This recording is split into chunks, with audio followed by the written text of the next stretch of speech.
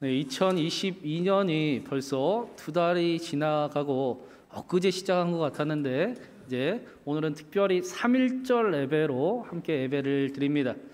우리나라의 역사 속에서 보면 100년 전에 기독교는 우리나라의 소망이고 희망이 되는 종교였습니다. 특별히 3.1절 독립운동의 가장 핵심이 기독교인들이었던 것입니다. 역사적인 자료에 보면 3월 1일부터 5월까지 독립운동을 하다가 일본군에게 잡혀간 사람들의 비율이 4명 중에 1명이 기독교인이었다라고 합니다. 당시의 기독교인의 수가 1.5%였대요. 그렇다면 대부분의 그리스도인들은 나라와 이 민족을 위해 자신을 희생하고 뜨거운 신앙을 가지고 신앙대로 믿는 대로 살아가는 사람들이었다라는 것입니다. 특별히 도산 안창호 선생님도 기독교인이셨는데 이 안창호 선생님이 민족의 독립을 위해 강연하실 때마다 우리 2천만 민족 결의 여러분, 우리가 다 서로 사랑하기를 공부합시다. 그래서 2천만 한민족이 서로 사랑하는 민족이 됩시다라고 강연을 하셨다라고 합니다. 일제 식민지에서 이 민족이 독립을 하기 위해서 일본이라는 큰 문제가 있지만 그것보다 먼저 선행되어야 될 것은 우리 이 민족이 사랑하기를 공부해서 자신 안에 있는 그 우상들을 다 내어버리고 하나가 될 수 있는 민족이 되어야 함을 알고 계셨기 때문입니다. 마치 세례 요한이 외치는 자의 소리였던 것처럼 도산 안창호 선생님도 우리나라의 외치는 자의 소리와 같은 그런 삶을 살아가셨던 것입니다. 오늘 말씀에서도 세례 요한이 나오고 있습니다. 요한복음 1장 1절부터 18절까지를 요한복음의 서론이라고 이야기를 합니다. 그리고 19절부터 본격적으로 이제 본론의 메시지가 이어지고 나오고 있는 것입니다. 그런데 19절을 원어로 보면 그리고 이것은 요한의 증언이다라고 시작이 되고 있어요. 보통 책을 읽을 때 우리가 어떻습니까? 서론만 보면 이 책이 무슨 이야기를 하고 싶어 하는구나, 이 책은 이런 내용인구나를 잘 알 수 있습니다. 왜 그렇습니까? 서론에 그 책의 핵심이 요약이 다 되어 있기 때문입니다. 요한복음 1장 1절부터 18절까지 요한복음의 핵심에 대해서 정확히 말씀을 하시더니 이제 세례 요한의 이야기가 가장 먼저 시작이 되고 있다는 것입니다.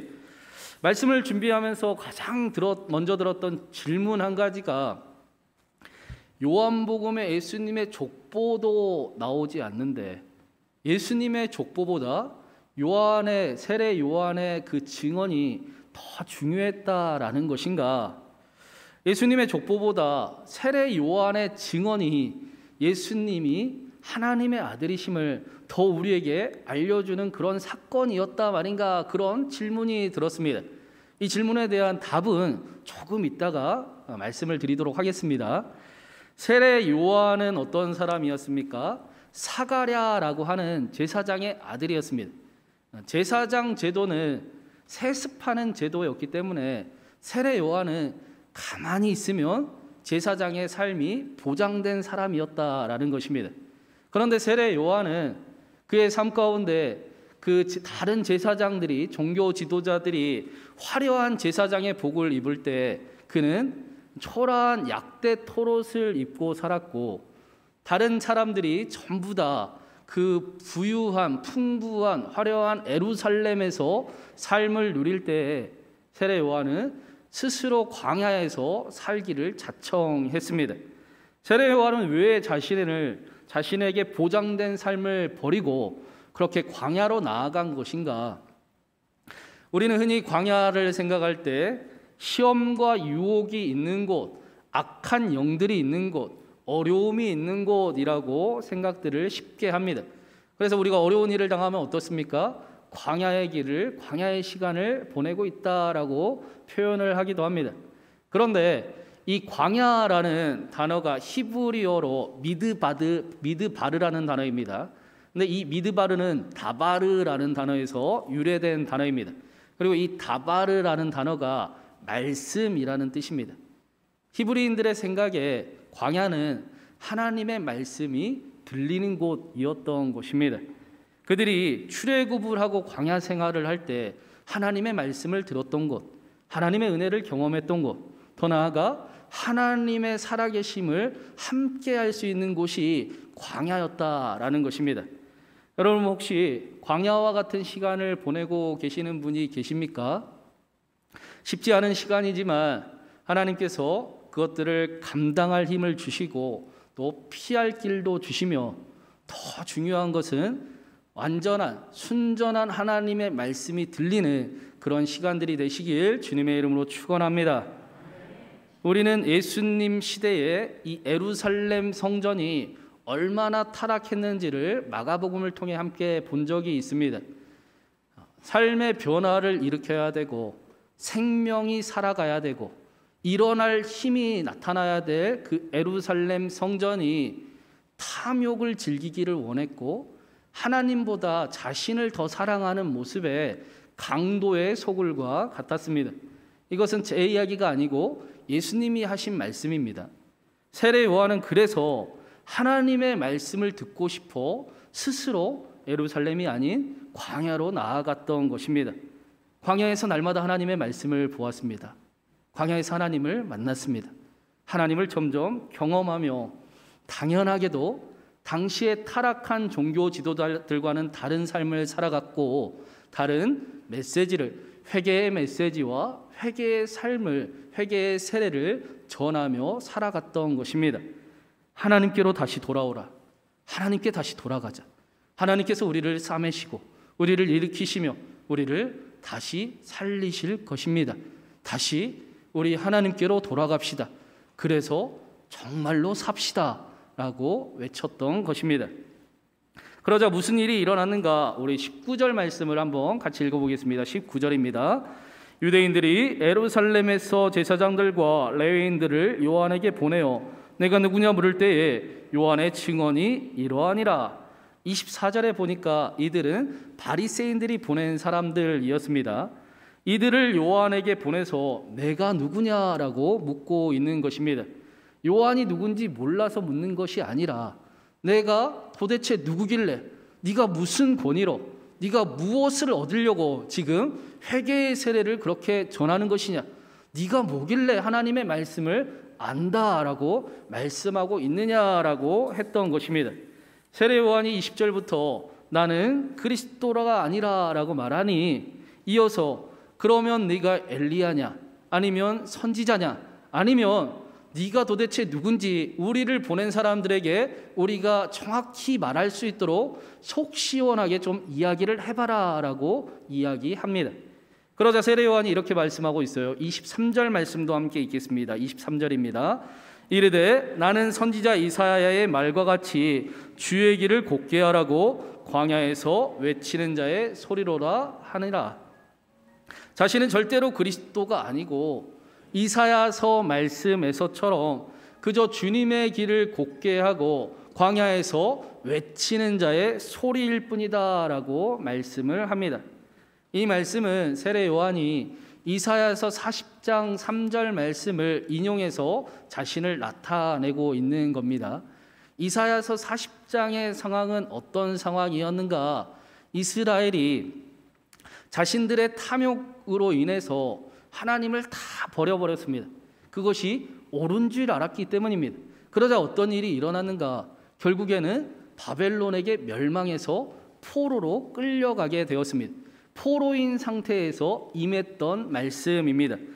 이스라엘이 바로 바벨론의 포로로 끌려간 상황에서 이제 다시 자신들의 그 많은 그 실질적인 죄를, 잘못됨을 깨닫고 하나님을 너무나 쉽게 무시해 버리고 세상을 따라가는 것이, 자신들의 욕심을 따라가는 것이 지혜로운 똑똑한 신앙이고 삶인 줄 알았음을 이게 아니구나 하고 깨달았을 때 점점 이게 멸망으로 가는 길이구나라는 것을 알게 되었을 때 그때 하나님의 계시의 말씀이 들렸다라는 것입니다.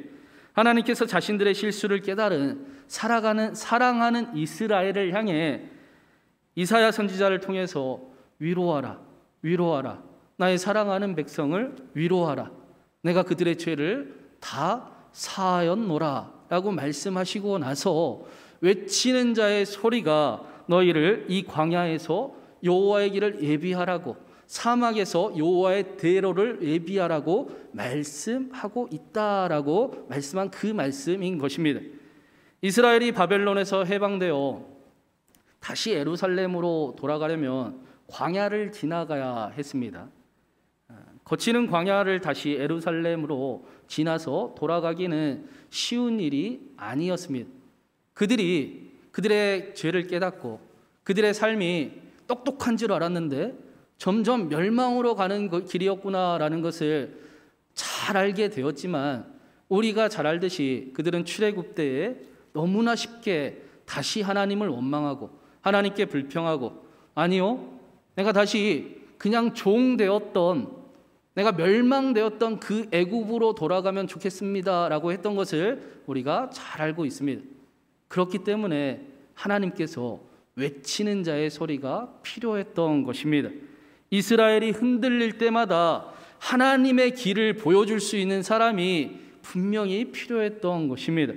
하나님을 만나고 싶어하는 사람들에게 먼저 하나님을 만나는 사람이 반드시 있어야 했던 것입니다. 요한복음은 이제까지 서론에서 우리에게 예수님을 믿으면 하나님을 반드시 만나야 된다라고 말씀을 했습니다. 그리고 오늘 말씀은 이제 하나님을 만난 사람이 어떻게 살아가는가, 어떻게 나타나는가를 보여주고 있는 것입니다. 이것이 세례 요한의 이야기가 가장 먼저 나온 이유입니다. 예수님을 믿고 하나님을 만나기를 원하시는 하나님께서 저와 여러분에게 하나님을 만난 사람의 이야기를 들려주고 있는 것입니다. 사랑하는 여러분, 바라기는 우리의 이 예배가 종교적인 행위를 마치고 돌아가는 시간이 아니라 반드시 하나님을 만나시고 하나님께 다시 힘을 얻으시고 다시 일어나 하나님의 꿈을 꾸는 저와 여러분이 되기를 주님의 이름으로 축원합니다. 그렇다면 하나님을 만난 세례 요한의 모습은 어떠했는가? 우리 26절과 27절을 함께 같이 읽어보겠습니다. 요한이 대답하되 나는 물로 세례를 베풀거니와 너희는 가운데 너희가 알지 못하는 한 사람이 있었으니 곧 내 뒤에 오시는 그이라. 나는 그의 신발끈을 풀기도 감당하지 못하겠노라 하더라. 세례 요한은 너희가 만나지도 못했고 알지 못하는 분을 내가 만났습니다. 그분이 예수 그리스도신데, 그런데 나는 그분의 신발끈을 풀기도 감당할 수가 없더군요 라고 이야기합니다. 당시에 신발끈을 푸는 것은 종들이 하는 일이었습니다. 그런데 세례 요한은 그분의 종들이 감당하는 일도 나는 감당할 수가 없습니다라고 자신을 낮추고 있는 것입니다. 그렇지 않으면 자신도 모르게 너무나 쉽게 교만해져 버리는 사람임을 분명하게 알고 있었기 때문입니다. 하나님을 만난 사람은 자신이 누구인지를 정확히 아는 사람들입니다. 반대로 하나님을 만나기 위해서는 자신이 누구인지를 정확히 알아야 하는 것입니다. 그래서 우리가 지난 주 중에 로마서를 통해서 날마다 아멘을 하면서 가장 많이 들었던 말씀이 어떤 말씀입니까? 먼저 자기 자신을 살피고 다른 사람을 판단하지 마십시오라는 말씀이었습니다. 로마서에 분명히 복음의 진수라고 말씀하는데 자신을 먼저 살피고 다른 사람을 판단하지 말라라는 그 말씀이 그렇게 복음의 진수를 알기 위해 필요한 말씀인가?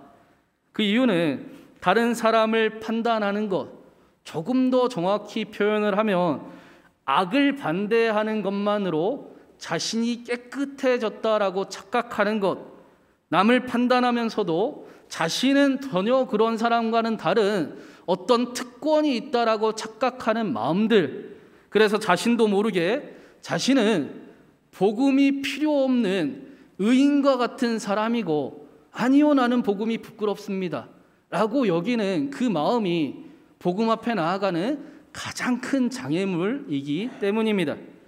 우리는 좋은 생각을 많이 하고 좋은 말을 많이 하는 사람들입니다. 그렇지요? 저만 그렇습니까? 그런데 그래서 자신이 좋은 말을 하고 좋은 생각을 하기 때문에 나는 괜찮다라고 생각하기가 쉬운 사람들입니다.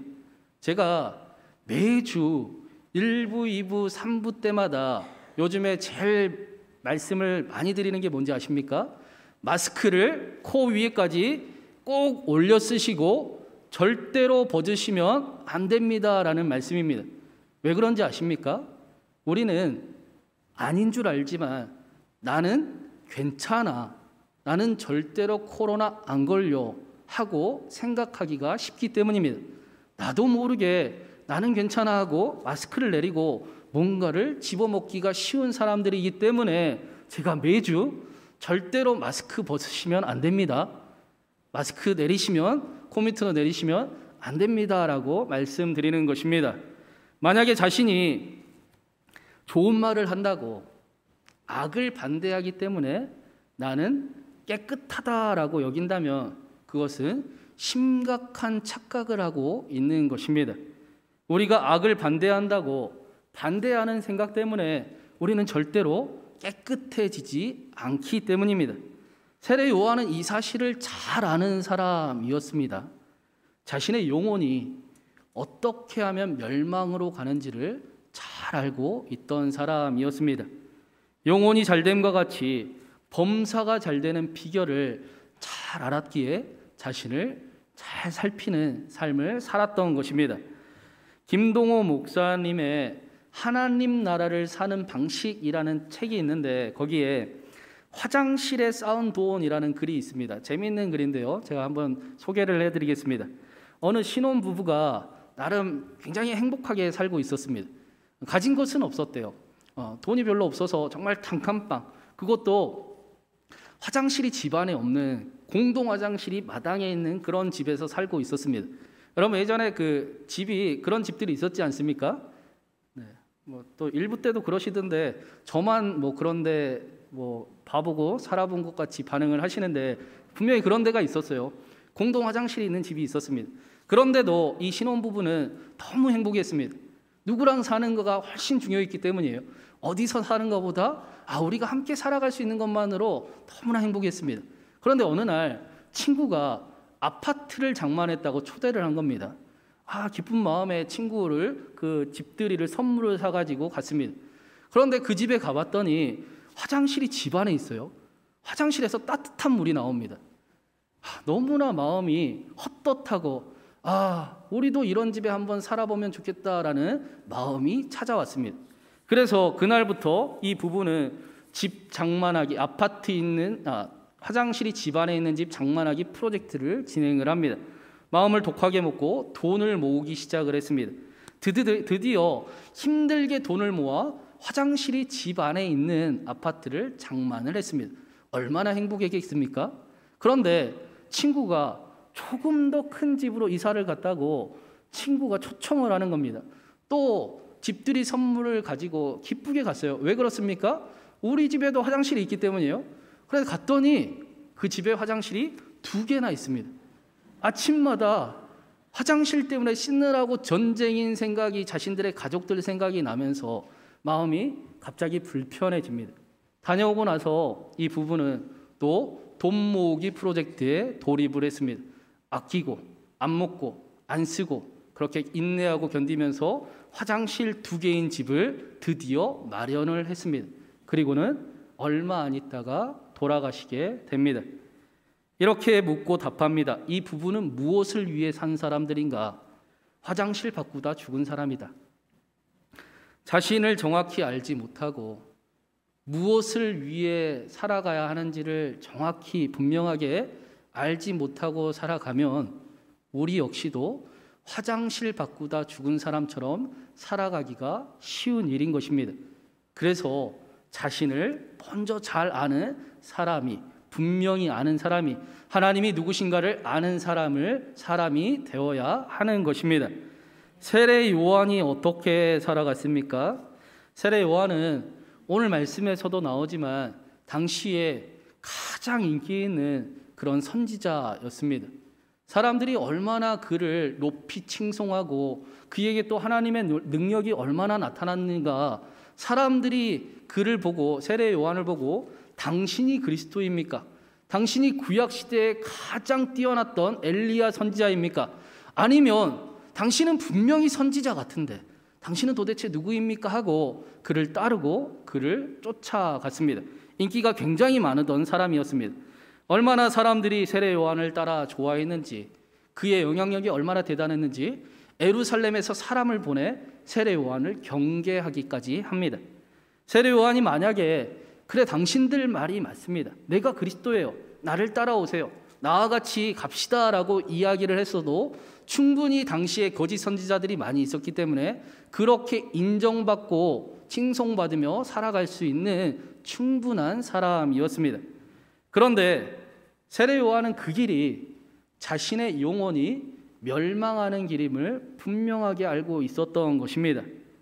많은 사람들의 생각처럼 자신이 높은 자리를 차지하고 또 자신의 욕심을 다 이루는 삶이 절대로 복된 삶이 아니라, 하나님을 잃어버린다면, 하나님이 자신의 인생에서 사라진다면 멸망으로 가는 길임을 분명하게 알고 있었던 것입니다. 그래서 세례 요한은 오히려 자신을 통해 하나님이 나타나기를 간절히 원했습니다. 날마다 하나님을 만났고 하나님을 경험했고 그 하나님이 얼마나 대단했으면, 아니요, 나는 신들매도 감당할 수가 없습니다. 하나님이 흥하셔야 되고 나는 패하여야 합니다.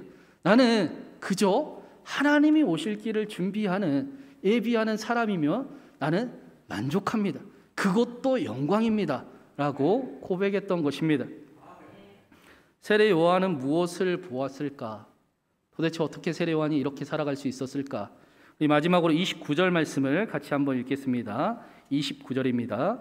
이튿날 요한이 예수께서 자기에게 나오심을 보고 이르되, 보라, 세상 죄를 지고 가는 하나님의 어린 양이로다. 세례 요한이 예수님이 자기에게 오시는 것을 보고, 보라, 세상 죄를 지고 가는 하나님의 어린 양이 지금 우리에게 오신다라고 말씀합니다. 이스라엘은 6월절이면 어린 양을 잡았습니다. 그 이유는 출애굽 때 마지막 재앙이 6월절, 자신들의 구원받은 그 이유가 6월절 그 어린 양과 상관이 있었기 때문입니다. 하나님께서는 자신들에게 아무것도 따지지 않았어요. 무언가를 요구하지도 않으셨습니다.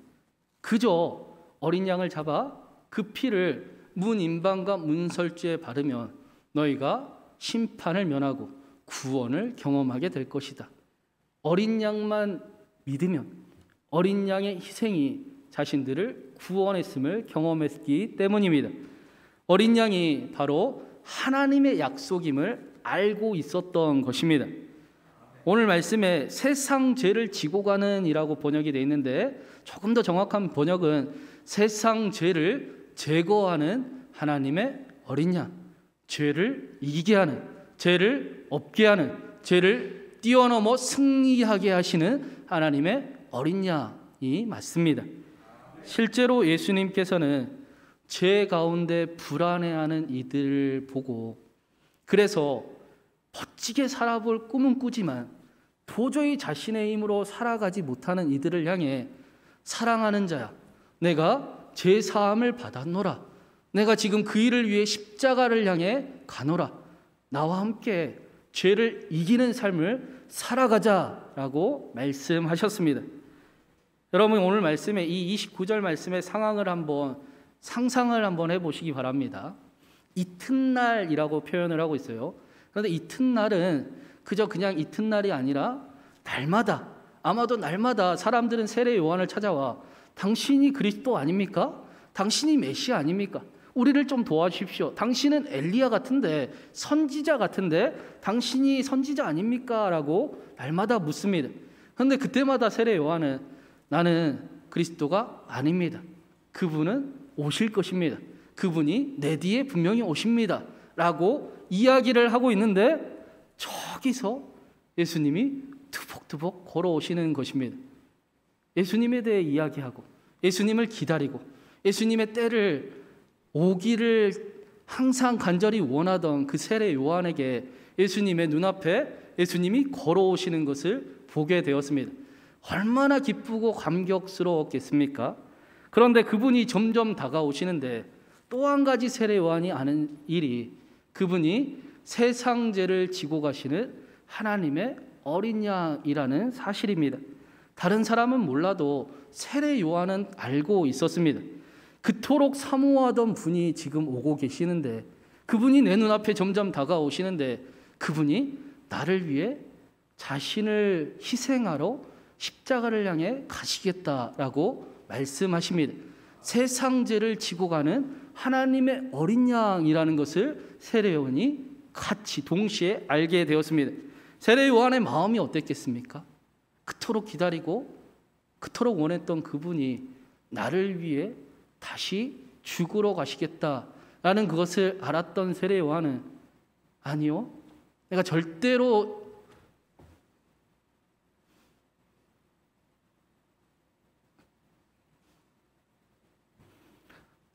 예수님만 그 길을 보낼 수 없습니다. 내가 힘도 없고 능력도 없지만 그래도 절대로 혼자 가게 놔두리지 않을 겁니다. 내가 주님의 길을 조금이라도 도울 수 있다면, 그 길을 조금이라도 예비할 수 있다면 내가 그 길을 먼저 가겠습니다. 내가 주님과 함께 하나님의 일을 이루겠습니다. 그렇게 고백했을 것입니다. 이것이 하나님을 만난 사람의 모습입니다. 하나님을 만난 사람들은 하나님이 자신을 얼마나 사랑하는지를 잘 알고 있습니다. 하나님을 만난 사람들은 하나님과 함께 세상도 이길 수 있음을, 자신을 뿐만 아니라 삶의 자리를 이기고 회복시켜 갈 수 있음을 알고 있습니다. 사랑하는 여러분, 저는 저와 여러분이 이 예배를 통해 반드시 하나님을 만나고 가시길 바랍니다. 그저 종교인으로서의 행위가 아니라 살아계신 하나님이 우리를 만나고 싶어 하시니, 볼지어다 내가 문 밖에 서서 두드리노니 누구든지 그 문을 열고 나를 부르면 내가 그에게로 들어가 그와 더불어 먹고 그는 나와 더불어 먹으리라. 마음을 열면 하나님을 만나게 될 것입니다. 우리가 사는 이 시대는 분명히 하나님을 만난 사람들이 필요합니다. 외치는 자의 소리가 필요한 시대를 살아가고 있습니다. 세상과 하나님을 함께 섬기는 것이 똑똑하게 살아가는 것이고, 세상과 하나님 사이에 어쩔 때는 하나님, 어쩔 때는 세상을 이야기하는 게 지혜로운 믿음이다라고 말하는 이 시대에, 아니요, 그 길은 우리의 영혼이 멸망하는 길입니다. 영혼이 멸망할 뿐 아니라 결국엔 우리도 멸망하게 될 것입니다. 하나님께로 돌아갑시다. 하나님께로 나아갑시다. 하나님이 우리를 다시 일으키시고 우리를 살리시며 우리를 일어나게 힘있게 하실 것입니다 라고 말하는 하나님을 만난 사람들이 필요합니다. 그 일을 행하는 저와 여러분의 삶 가운데 그 일이 오히려 저와 여러분의 영혼을 소생시키시고, 우리의 영혼이 잘된 것 같이 우리의 가정도, 우리의 교회도, 우리의 삶의 자리도, 또 우리가 특별히 함께 기도해야 될 우크라이나 그 땅에도 하나님의 은혜와 평강이 넘치길 주님의 이름으로 축원합니다. 우리 이 시간에 외치는 자의 소리가 되기를 바라면서 하나님을 만난 자의 삶을 우리도 살아가기를 소망하면서 우리 함께 소망 담아 함께 찬양하고 기도하도록 하겠습니다.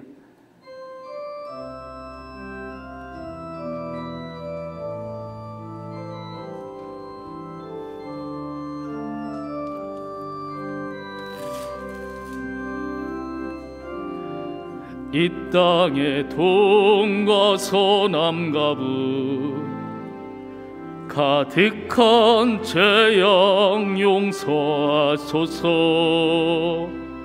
모든 의상들은 무너지고 주님만 높이는 나라 되게 하소서. 이 땅에 지친 모든 영혼 주 예수 사랑 알게 하소서. 저들의 아픔과 눈물 씻는 주님의 땅 치유하소서. 성령의 새바람, 성령의 새바람, 이 땅에 불어소서. 주의 영 그 생기로 우리를 다시 살리사 이 땅에 하나님 영광 코하니 기름 나라가 되게 하소서. 열방에 하나님 영광 비추니 기름 나라가 되게 하소서. 이 땅에 동과 서남과 부, 이 땅에 동과 서남 가득한 죄악 용서하소서. 득한 죄악 용서. 모든 의상들은 무너지고 주님만 높이는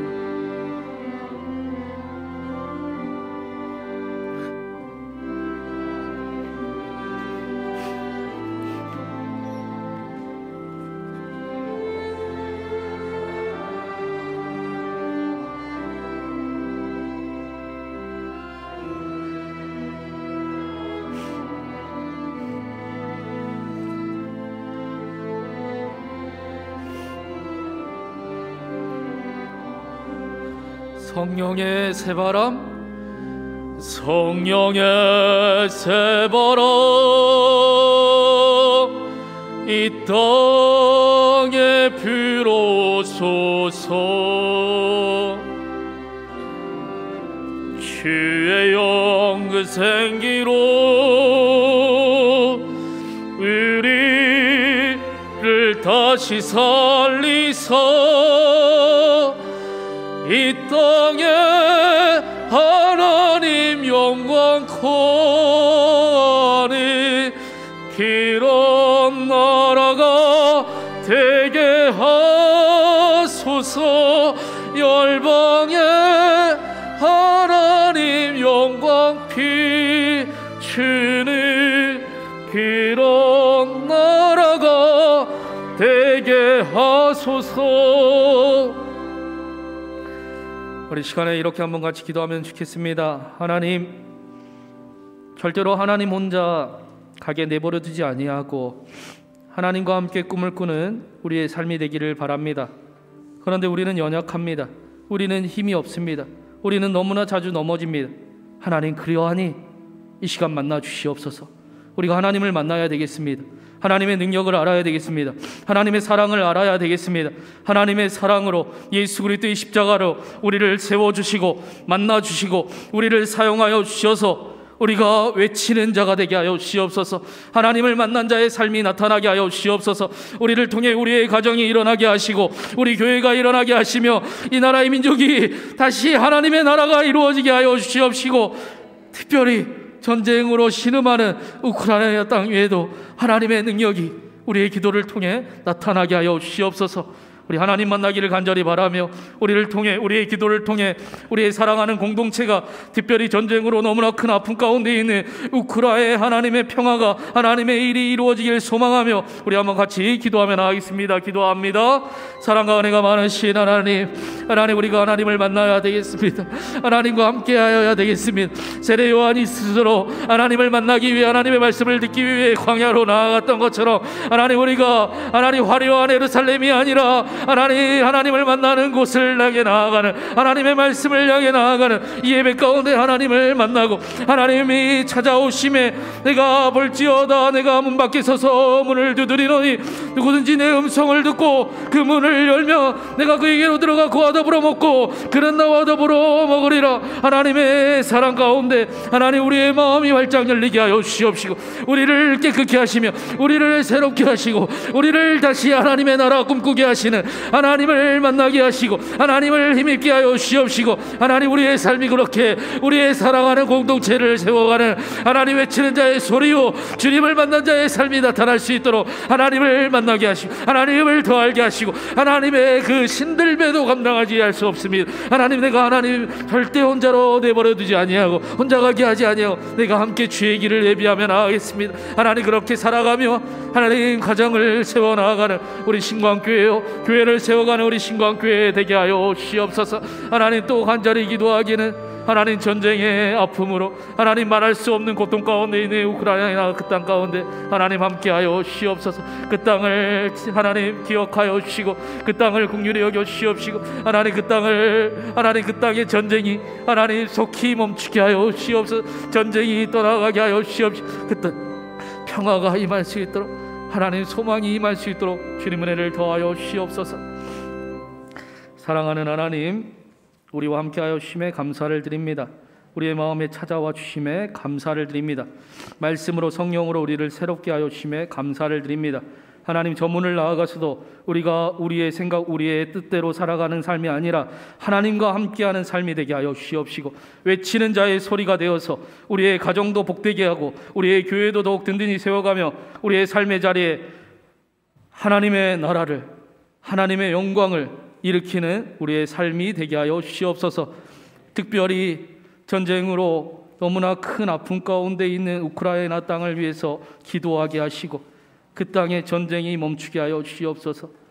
전쟁이 우리 가운데 멀기만 하는 줄 알았는데, 이제는 상관없는 줄 알았는데 바로 우리 앞에 있었습니다. 하나님, 그 땅에 전쟁이 사라지게 하시고 그 땅이 다시 회복될 수 있도록 하나님 은혜를 베풀어 주시옵소서.